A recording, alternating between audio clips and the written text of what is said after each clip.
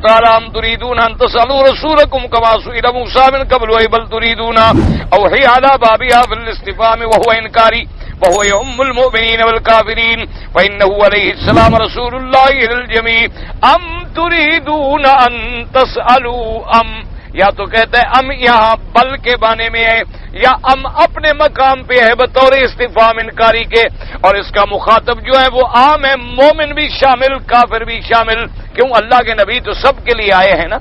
جنہوں نے مان لیا الحمدللہ وہ امت بن گئے، جنہوں نے نہ مانا وہ محروم ہو گئے، ورنہ حضور کی نبوت تو قیامت تک کے لیے ہے اور سب کے لیے ہے۔ جیسے فرماتی ہیں یسألک اہل الکتاب ان تنزل علیہم کتابا من السماء وقد سألوا موسى أكبر من ذلك فقالوا أرنا الله جهرة فأخذتهم الصاعقة بظلمهم۔ اللہ نے فرمایا میرے نبی یہ اہل کتاب آپ سے سوال کرتے ہیں کہ آسمان سے کتاب اترے ہمارے سامنے اور ہمیں ملے، آپ کہتے ہیں کہ قرآن مجھ پہ اترا ہے، ہم نے تو نہیں دیکھا، ہم نے تو نہیں دیکھا کہ جبریل آپ پر قرآن لائے ہیں کہ نہیں، بالکل آسمان جیسے سامنے کتاب آ جائے تو پھر ہم مان لیں گے۔ اور کبھی کہتے کہ نہیں ہم ایسے نہیں مانیں گے، آسمان سے کتاب اترے اور ایک ایک کا نام لکھا ہوا ہو کہ فلان ابن فلان، ہم تصدیق کرتے ہیں کہ محمد مصطفیٰ ہمارا سچا نبی ہے، وہ ہمیں ملے تو پھر ہم مانیں گے۔ حضور پاک کی طبیعت پہ بڑی بات گراں گزری۔ اللہ نے فرمایا میرے مدنی آپ کیوں پریشان ہوتے ہیں، یہ تو سوال اتنا بڑا نہیں ہے، بلکہ موسیٰ علیہ السلام کی امت نے تو اس سے بھی آگے تجاوز کر دیا۔ موسیٰ علیہ السلام کی امت نے بھی سوال کیا تھا نا موسیٰ علیہ السلام سے کہ مہربانی کریں، آپ نے اللہ کا کلام سنا ہے، اللہ نے آپ سے کلام فرمایا ہے، مہربانی کریں ہم بھی تو سنیں اللہ کا کلام۔ اب موسیٰ علیہ السلام نے دعائیں مانگی، اللہ نے حکم دیا کہ چلو لے آؤ اپنی قوم کے 70 آدمی چن کے لے آؤ، لے گئے کوہ طور پہ اللہ پاک کا کلام، انہوں نے بھی سن لیا۔ اب کہنے لگے جی کلام تو سن لیا لیکن بات یہ ہے کہ جب تک دیکھیں نہ پھر سننے کا کیا بات، اس لیے مہربانی کریں کہ ارنا اللہ جہرتن، ہمیں بالکل کھلا دکھلاؤ خدا۔ اللہ نے فرمایا اتنی بڑی گستاخی فاخذتهم الصاعقۃ بظلمہم، آسمان سے بجلی گری اور ختم ہو گئے کہ تم اتنی جرأت کرتے ہو، جو بات میرا نبی اللہ کا پیغمبر حضرت موسیٰ علیہ السلام بھی نہیں دیکھ سکتے، انہوں نے بھی ایک دفعہ خواہش کی تھی کہ میرا اللہ مجھے مہربانی کر کے اپنی زیارت کرا دے، رب ارنی انظر الیک قال لن ترانی ولکن انظر الی الجبل فإن استقر مکانہ فسوف ترانی۔ اللہ تبارک و تعالی سے سوال کیا لیکن دونوں کے سوال میں بڑا فرق ہے۔ موسیٰ علیہ السلام کا سوال محبت اور ادب کے تقاضے کے مطابق ہے، رب ارنی انظر الیک، کہ اے پروردگار عالم ہمیں جیسے اپنا کلام سے مشرف فرمایا زیارت سے بھی مشرف فرما، یہ ادب کا مقام تھا۔ لیکن قوم نے جو سوال کیا وہ گستاخی کا سوال تھا، قالوا ارنا اللہ جہرتن، انہوں نے کہا موسیٰ دکھلاؤ خدا ہمیں کھلا ہوا، تو وہ گستاخی والا سوال تھا اس لیے عذاب آ گیا۔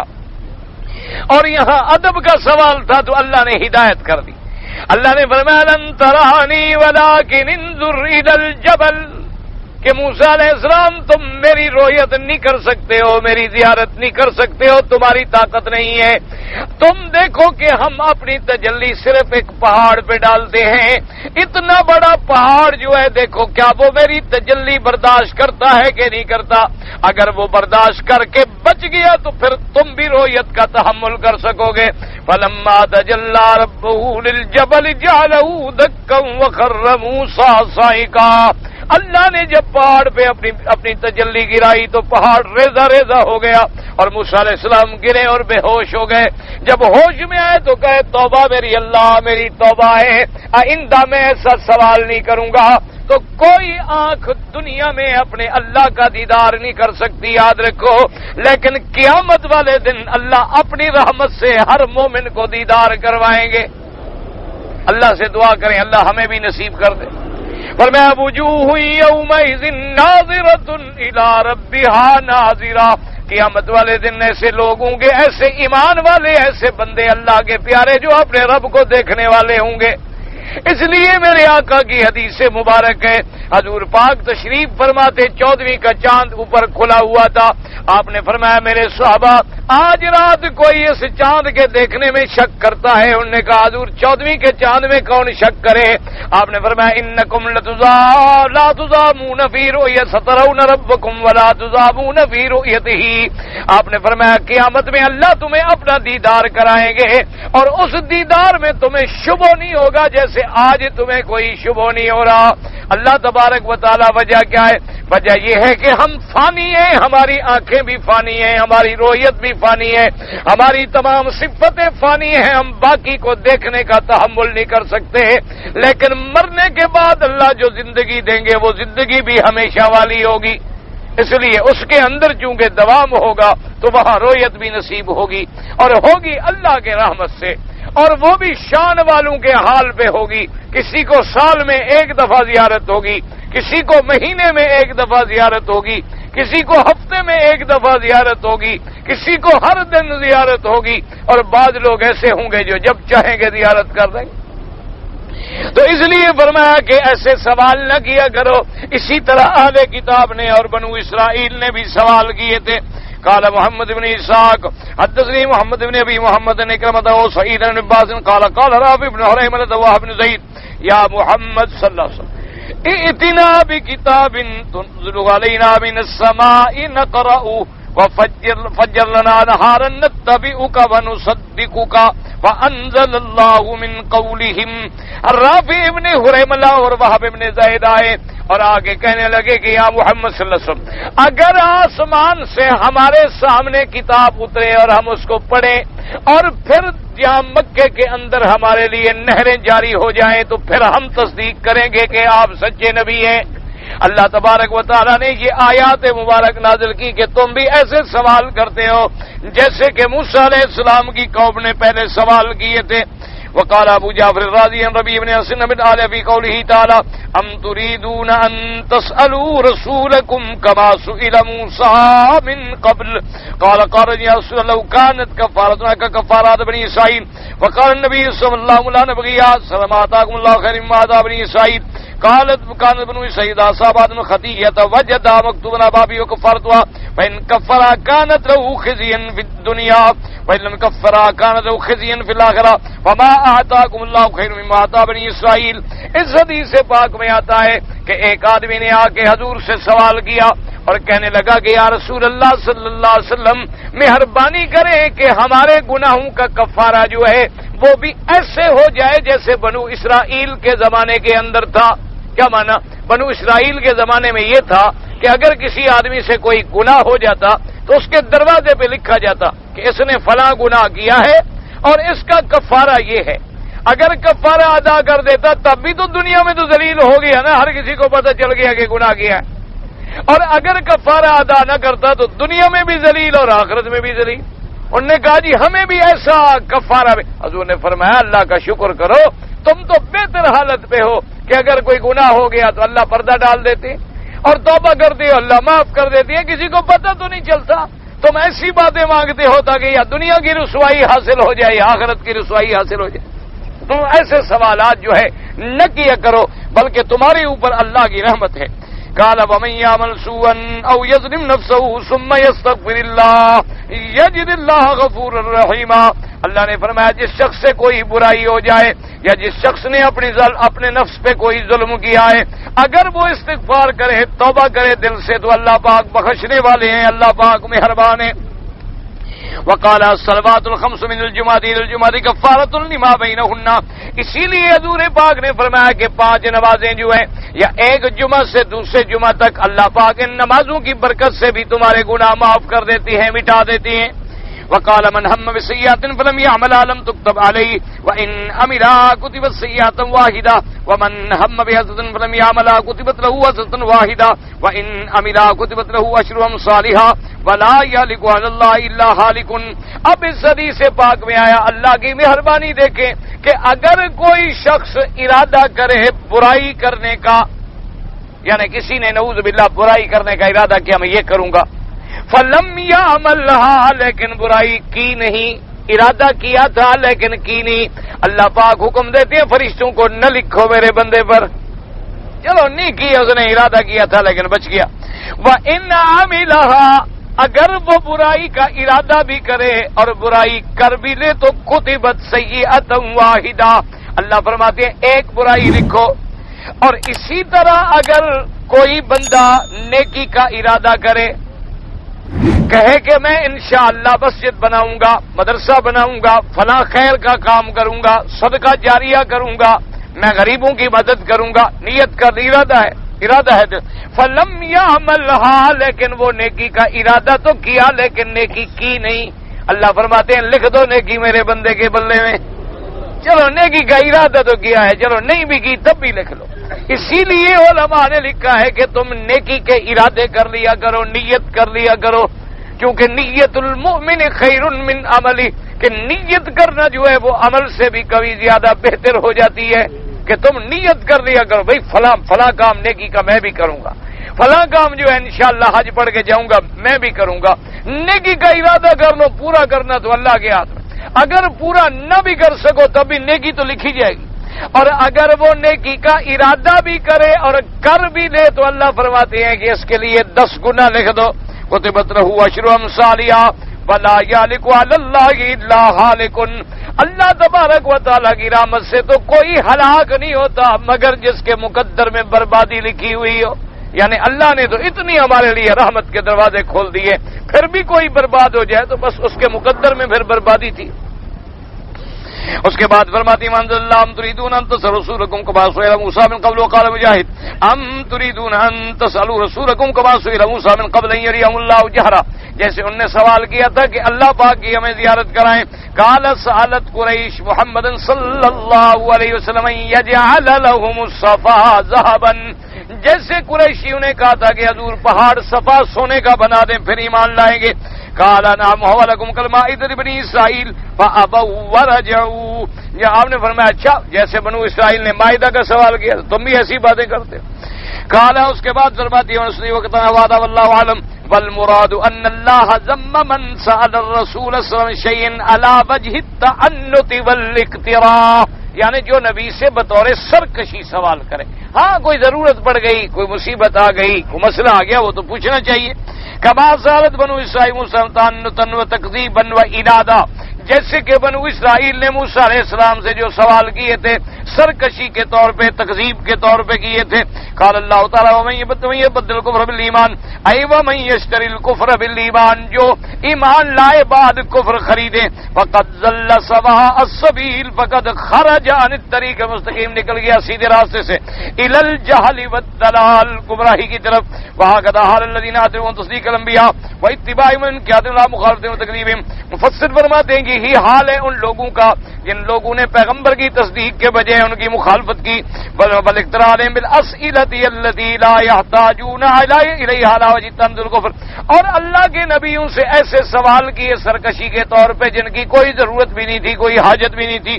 جیسے اللہ نے فرمایا الم تر الی الذین بدلوا نعمت اللہ کفرا وحلوا قومهم دار البوار جہنم یصلونها وبئس القرار. قال ابو العالی یتبدل الشدۃ بالرخاء, اللہ نے فرمایا دیکھو ان لوگوں کی طرف کہ جن نے اللہ کی نعمتوں کو بدل ڈالا. کس چیز سے بدل ڈالا؟ کفر کے ساتھ, ناشکری کے ساتھ, اور اتارا اپنی قوم کو ہلاکت کے ٹھکانے میں. ان کا ٹھکانہ کیا ہے؟ جہنم, اور سب سے بری جگہ ہے جہنم ٹھہرنے کی. ابو العالیہ نے فرمایا کہ ایسے لوگ ہیں جو سوال کر کے یتبدل الشدۃ بالرخاء, سختی لے لیتے ہیں نرمی کے بجائے. یعنی پہلے نرمی تھی لیکن سوال کیا تو سختی کا حکم آ گیا. اللہ تبارک و تعالی ہم پر تمام عالم اسلام پہ اپنی رحمتیں فرمائے.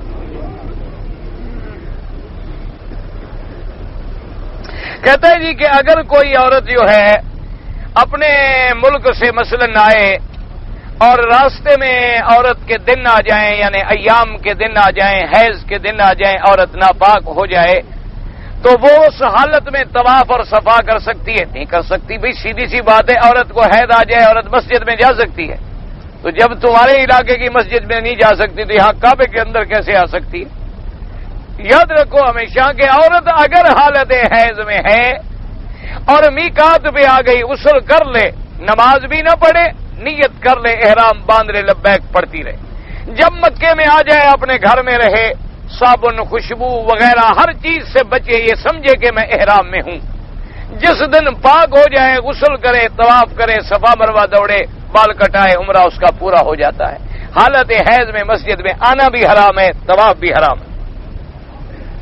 اسی طرح کہتے ہیں جی کہ اگر مسجد نبوی مدینہ شریف جائے تو کیا وہ زیارت کر سکتی ہے؟ نہیں کر سکتی۔ مسجد میں داخل ہی نہیں ہو سکتی تو زیارت کا کیا مطلب؟ عورت حیض کی حالت میں مسجد میں داخل ہی نہیں ہو سکتی۔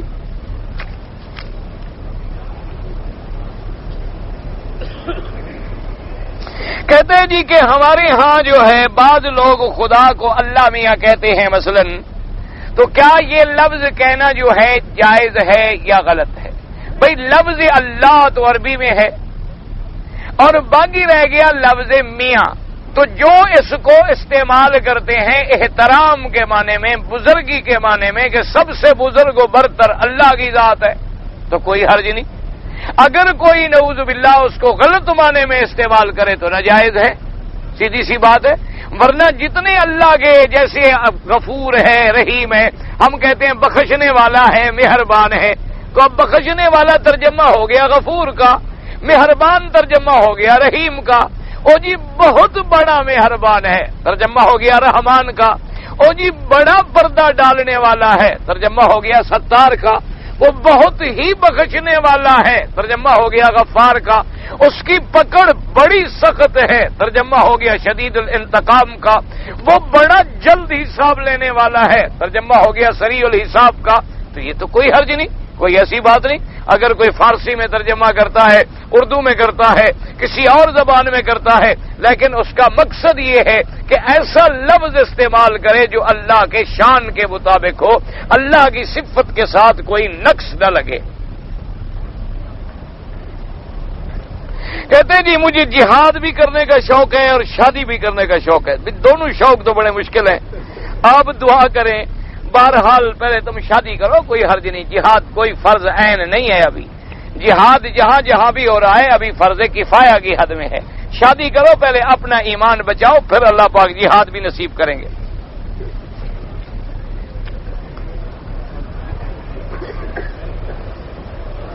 کہتے ہیں جی کہ اگر ایک آدمی میاں بیوی آپس میں ملے اور جنابت کے بعد ان کو غسل کرنا ہے تو کیا وہ ننگے حالت میں غسل کر سکتا ہے؟ اگر حمام ہے، کمرہ ہے، غسل خانہ ہے، بند ہے، کوئی بات نہیں۔ تو اگر میدان میں ہے تو صاف ظاہر ہے کہ کوئی آدمی بھی ننگا نہیں نہاتا، اصولی بات ہے۔ اگر کمرے کے اندر ہے کوئی حرج نہیں ہے۔ اگر اپنے جسم پر نظر پڑ جائے وضو کرتے ہوئے یا غسل کرتے ہوئے کوئی حرج نہیں، نظر پڑ جائے کچھ بھی نہیں ہوتا۔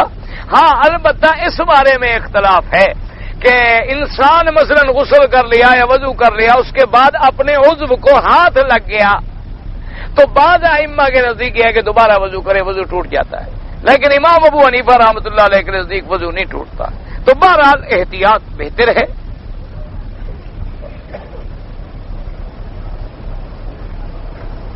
کہتے ہیں جی کہ میں غریب آدمی ہوں اور لوگ یہاں سے پیسے بھیجتے ہیں ہنڈی میں، 50 ریال جو ہے پرافٹ ہوتا ہے، اور اگر میں بھیجنے کا کام کروں تو غریب آدمی ہنڈی کا کام کیسے کرو گے؟ غریب آدمی کو کوئی پیسے دیتا ہے دنیا میں کہ تم میرے پیسے بھیجو ہنڈی پہ؟ ہنڈی کا کاروبار تو ہمیشہ سیٹھ لوگ کرتے ہیں، بڑے بڑے اسمگلر کرتے ہیں، تم غریب کیسے کرو گے اللہ کے بندے؟ بہرحال مسئلہ یہ ہے کہ علماء نے لکھا ہے کہ اگر مسلمان ملک ہو تو وہاں ہنڈی نہ کرو، کیونکہ مسلمان ملک کو نقصان ہوتا ہے۔ اگر کوئی کافر ملک ہے تو کوئی فرق نہیں پڑتا ہے۔ کہتے ہیں جی فوٹو جو ہے زینت کے لیے بنوانا بالکل حرام ہے، فوٹو ضرورت کے بجائے حرام ہے۔ عمرہ مکمل کرنے کے بعد بال چھوٹے کروانے سے پہلے کپڑے پہن لیے، لیکن اگر اسی وقت پھر یاد آ گیا اور بال کٹوا لیے تو دم نہیں پڑتا۔ ہاں اگر بال کٹوائے ہی نہیں تو پھر ایک بکری دم دینی پڑے گی۔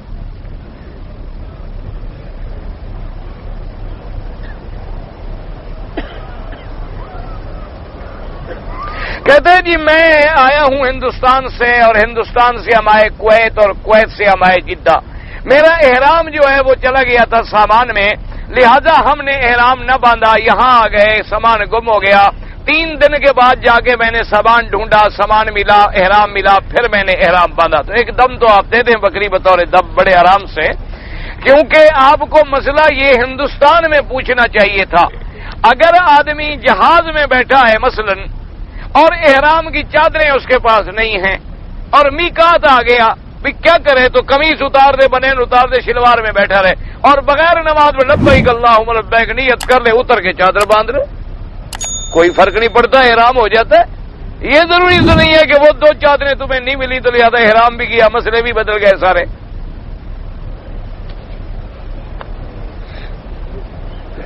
حنفی مسلک میں عصر کے بعد نواف کروں تو پھر مغرب کے بعد نفل پڑھو.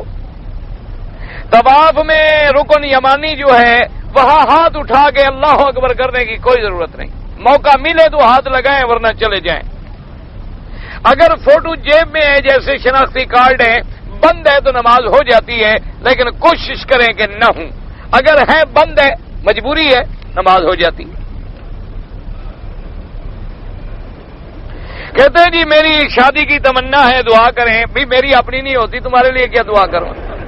بھائی حرم میں ہنسا نہ کریں, ہنسنا منع ہے, حرم شریف میں ہنسنا منع ہے. تو میرے لیے دعا کرو, میں تمہارے لیے دعا کرتا ہوں کہ اللہ تبارک و تعالیٰ جن کی بھی شادی نہیں ہے یا دوسری شادی کے متمنی ہے آسان فرما دے. اللہ تبارک و تعالیٰ, بھائی حلال میں شرم نہیں ہوتا. ایک بات یاد رکھو, ہمارے ہاں مصیبت یہ ہے ہندو کی رسم آ گئی, آدمی زنا کرتا رہے تو برادری بھی راضی ہے, بیوی بھی راضی ہے, گھر والے بھی راضی. اگر دوسری شادی کرو, دیکھو جی مولوی نے بڑھاپے میں ہو جی بڑھاپے میں, ہو جی بڑھاپے میں شادی کر, ایسا اس کو کوا بنا دیں گے کہ وہ بیچارہ اپنے محلے میں رہنے کے قابل ہی نہیں رہتا. یعنی کیا مطلب ہوتا ہے کہ عوام مجبور کرتے ہیں کہ وہ زنا کرے لیکن حلال نہ کرے. اس لیے دعا کرو. جب 4 شادیوں کی اجازت ہے, میرے مدنی سرکار نے 11 شادیاں کی ہیں. جب وفات ہوئی تو 9 بیویاں حضور کی موجود تھیں. حضرت داؤد علیہ السلام کی 100 بیوی اور 300 کنیزیں تھیں. حضرت سلیمان علیہ السلام کی 300 بیویاں اور 700 کنیزیں تھیں. اللہ کے بندے, تو یہ انبیاء علیہ السلام, اور یہ تو حلال میں کیا شرم ہے. جب اسلام کو اللہ نے 4 بیویوں کی اجازت دی ہے تو 4 بیویاں کر سکتا ہے. شرط یہ ہے کہ عدل کرے, ظلم نہ کرے, نا انصافی نہ کرے, کسی کے حقوق پہ ڈاکہ نہ ڈالے. لہذا ایسے حالات میں ہر مسلمان دعا کرے. انشاءاللہ میں آپ کے لیے دعا کروں گا, آپ میرے لیے دعا کریں. اچھا جی, عمرہ پورے خاندان کا ایک مرتبہ کر, پھر تو ماشاءاللہ بڑے مزے ہو گئے. ایک عمرہ کیا سارا خاندان چھوٹ گیا. یہ نہیں مسئلہ شسلہ. ایک آدمی کے لیے ایک عمرہ, وہ بھی تب کے والد ہے, والدہ ہے, مر گئے, وصیت کر گئے, کسی نے وصیت کی. اگر نہیں ہے تو اپنا عمرہ کرو, ان کے لیے دعا کرو. ہم نے عید کے بعد مدینے سے آتے میقات سے احرام باندھ کے عمرہ کیا ہے. تو بہرحال جن لوگوں نے اشہر حج میں عمرہ کیا ہے ان کا حج تمتع ہے, حج کی بکری دینی ہوگی. اب مکے سے جدے گئے ٹکٹ کے لیے, اور ٹکٹ کرانے کے بعد جدے سے واپس آ گئے, احرام نہیں باندھا, کوئی حرج نہیں. جو آدمی جدے جائے احرام نہ باندھے کوئی حرج نہیں. اگر احرام باندھے ہوئے کسی دوسرے کے احرام کی چادر میرے سر پہ آ پڑی, کچھ نہیں ہوتا, کیا ہو گیا, کوئی ایسی بات نہیں. قاری اللہ بخش صاحب طاہر والی والے بالکل جی میرے ساتھی ہیں, میرے دوست ہیں, عالم ہیں. وہ اس وقت مدینہ منورہ میں ہیں. طواف زیارت کرنے کے بعد کپڑے تبدیل کرنے کے لیے اپنے کمرے میں جا سکتا ہے, پہلے بھی جا سکتا ہے, بعد میں بھی جا سکتا ہے. کمرے میں جانا تو منع نہیں. یعنی اگر مینا سے واپس آئے, کوئی آدمی اپنے مکان پہ چلا گیا, وہاں سے جا کے کپڑے بدل لیے یا غسل کر لیا یا موقع یا کوئی سامان رکھ دیا, کوئی اٹھا لیا, مقصد یہ ہے کہ رہے نہیں, طواف کرے واپس مینا جائے. اگر کسی آدمی پہ دم پڑ گیا اور وہ بڑے جانور میں گائے وغیرہ میں شریک ہو گیا, ٹھیک ہے. بکری یا دمبے کا پورا گوشت گھر پہ تقسیم کرے نہیں. اگر دم ہے جرمانے کا تو خود نہ کھائے, غریبوں کو دے دے. باقی جو قربانی والا گوشت ہے اس کا حصہ خود بھی کھا سکتا ہے. کوئی آدمی اپنا مسلک بدلنا چاہے تو بدل سکتا ہے. پہلے اس کو تکلیف کیا ہو گئی مسلک بدلنے کی, پہلے سمجھے تو صحیح نا کہ بھی اس کو تکلیف کیا ہو گئی ہے. جب سب مائمہ حق پہ ہیں تو الحمدللہ جہاں بھی وہ ہے حق پہ ہے. اللہ تبارک و تعالیٰ اس کو حق پہ رکھے. ورنہ آج ایک بدلے, کل پرسوں اور بدلے, کوئی اور بدلے. ہاں اللہ علم دے دے, مسائل کی تحقیق ہو جائے, اللہ بصیرت دے دے, بصر دے دے, پھر ٹھیک ہے. یہ تو میں نے بتا دیا جی. کراچی میں احرام نہیں باندھ سکے, احرام جدے میں تو ایک بکری دم پڑ گئی. میری والدہ نے عمرہ نہیں, وہاں سے عمرے کی نیت نہیں کیا, عمرہ ادا نہیں کیا. عمرہ تمہاری والدہ نے نہیں کیا تو تنیم سے ان کو عمرہ کراؤ, عمرہ قضا کریں اور دم بھی دیں. اکیلے نہیں جا سکتی, آپ چلے جائیں ماں کے ساتھ, کوئی بات نہیں, وہ باندھ لے تم نہ باندھو, کوئی ضروری نہیں. دم جو پڑ جائے تو ہم یہاں دیں گے یا اپنے ملک میں؟ نہیں, حد حرم میں دیں گے. میں اپنی ساس کا حج کرنے کے لیے آئی ہوں, میرے ساتھ بیٹا بھی ہے. قربانی کے متعلق فرمائیں مجھے کیا پتا, اگر حج آپ کا تمتع ہے تو آپ پر بکری حج کی ضروری ہے, اگر آپ کا حج افراد ہے تو بکری ضروری نہیں ہے. ایک دفعہ احرام باندھنے سے زیادہ عمرے بھی ہو سکتے ہیں, نہیں ہو سکتے. عمرہ مکمل کریں, بال کٹوائیں بس. ہاں پھر کوئی جا کے نیت کرے گا تو کر سکتا ہے, لیکن یہ نہیں ہوتا کہ ایک احرام باندھے رہے, بال نہ کٹوائے اور 100 عمرہ کرتا رہے.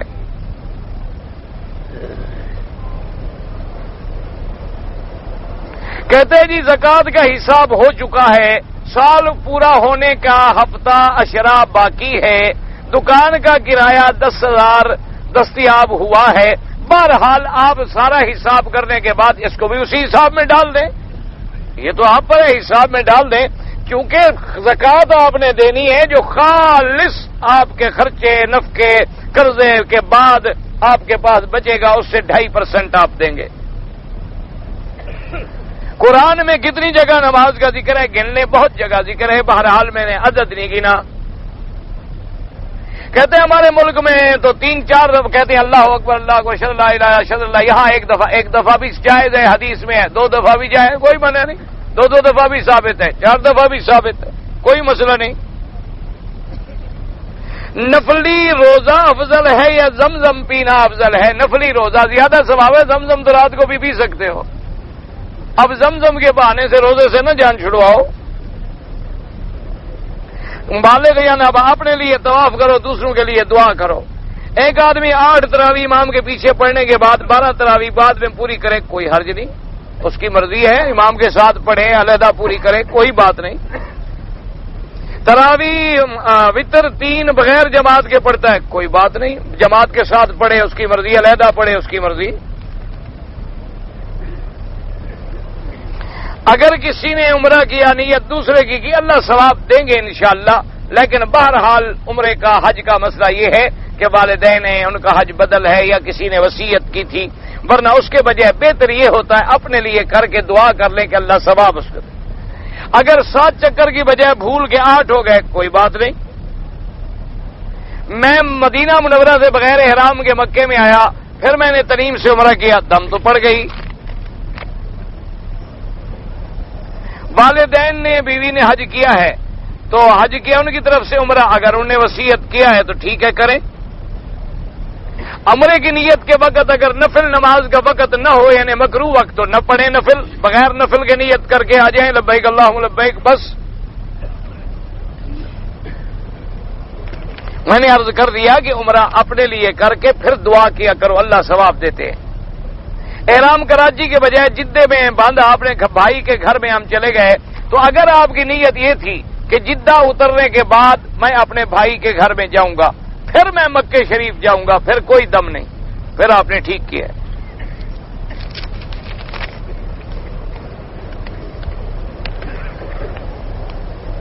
کہتے ہیں جی ہم ایک ایسی کمپنی میں کام کرتے ہیں کہ وہاں ہندو بھی ہیں, کافر بھی ہیں, عیسائی بھی ہیں, اور کبھی کبھی ایسا ہوتا ہے کہ ایک کام ہم اکٹھا مثلا مزدوری کا کر رہے ہیں, کوئی چیز اٹھا رہے ہیں تو ایک دوسرے کو بدل لگ جائے, کوئی حرج نہیں, کچھ نہیں پڑتا, کیا فرق پڑتا ہے.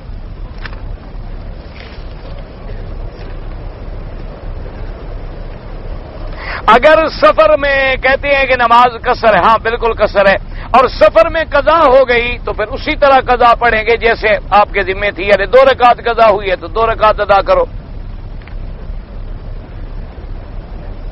ایک آدمی کے پاس یہاں رقم موجود ہے لیکن قربانی کے لیے گھر والوں کو لکھ دے, جو قربانی آپ ہمیشہ گھر میں کرتے تھے وہ آپ بھی لکھ سکتے ہیں, چاہے رقم ہو چاہے نہ ہو. وہ قربانی ہر جگہ ہو سکتی ہے. حج کی بکری ماں سوائے حد حرم کے کہیں ادا نہیں ہوتی.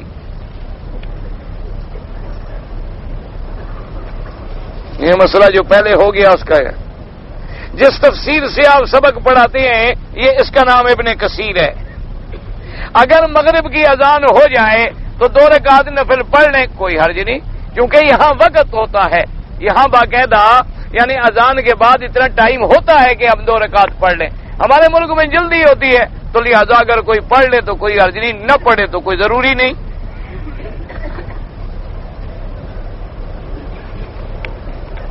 جب میں نے عمرہ کیا تو ملتزم سے دعا نہیں کی، کوئی حرج نہیں.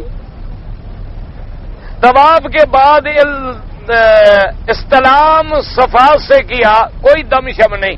اگر کسی نے عمرہ کیا، طواف کیا، لیکن ملتزم پہ دعا نہیں مانگ سکا تو کوئی حرج نہیں ہے. اور ہر دفعہ ملتزم پہ جانا بھی ضروری نہیں ہے، اس کے سامنے بھی کھڑے ہو کے دعا مانگ لیں، نہ مانگے تو نہ مانگے. یہ تو سب مستحب باتیں ہیں کہ موقع ملے تو کر لو، نہ ملے تو نہ کرو. جیسے بعض لوگ